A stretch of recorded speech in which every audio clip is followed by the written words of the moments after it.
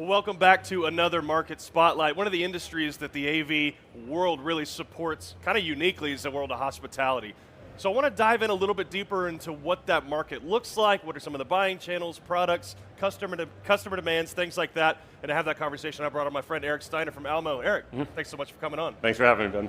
You know, Eric, first question, right? We've got a lot of people here asking questions about how can I find new ways into new verticals and support all sorts of different partners and use cases. One of those is hospitality.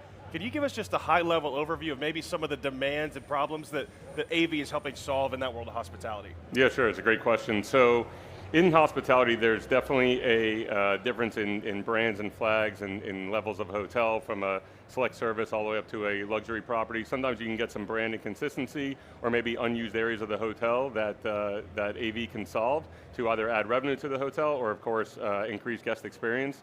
It really starts with guest experience, whether you're a 2-star property or a 5-star property. The hotels themselves and the flags, they want you to have a good experience. If you're a business traveler, if you're a leisure traveler, so creating the right guest experience for your needs at that particular hotel is really going to be key. Well, look, and part of that guest experience is making it easy for them to buy things sometimes, right? Absolutely. There has to be, especially in hospitality, there has to be actionable outcomes from technology or processes that are put in place because we want to drive business outcomes and revenue, things like that. What are some of the demands that you're seeing from some of these properties where they want to say, hey, we're focusing on guest experience, that looks like X, Y, and Z, and here's how that helps our bottom line? Yeah, no, absolutely. So you want continuity and consistency between the flags, right? So Marriott has their GRE, which is guest room experience. So regardless of the Marriott property that you stay at here in the US, they're going to have the same platform. Or IHG has their studio platform. So guest consistency and brand consistency, so that the guests, especially if they're part of their loyalty program, will always get a very similar feel regardless of the property. And you also want them to get a wow factor a little bit when they walk in, and keeping revenue on site at the property. You don't want the guests to go back into the room, you want them in the common areas. If there's a bar restaurant on site, certainly the outdoor space in a resort area, and getting them to spend money at the hotel, but doing so through technology.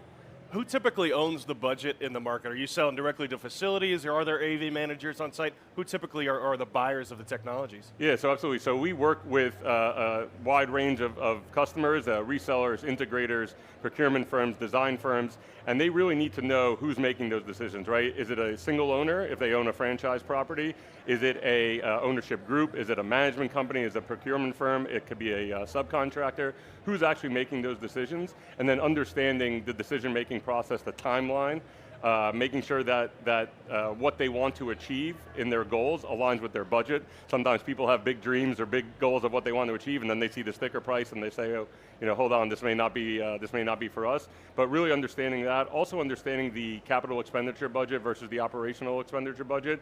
Most of the time when you have a big AV project, it's going to be coming out of their CapEx budget. Sometimes it's a use it or lose it situation, so if they don't use those funds, they may not have them the following year, so sometimes we see a big rush, in October through December, or maybe in the beginning of the year, January through March. But really understanding the timeline, what the hotel is looking to accomplish, and then understanding the budget and fitting what they want to accomplish within that budget itself. Well, what typically is that buying cycle and buying chain, right? Obviously the AV industry, we're familiar with manufacturer, distributor, integrator, end user, and installer is in there somewhere too. We don't know where anymore. Sure.